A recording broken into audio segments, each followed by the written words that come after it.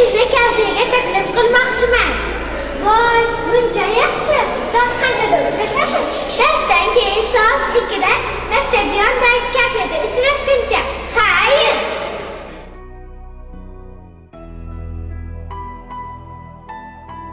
Xush kelibsizlar. Nima buyurasizlar?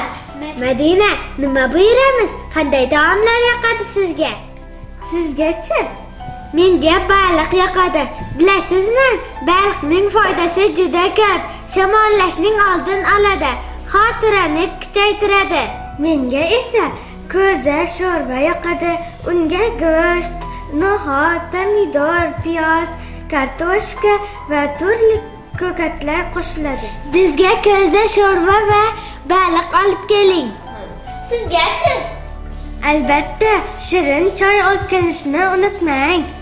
Menga esa qahva olib keling. Xo'p, bo'ladi.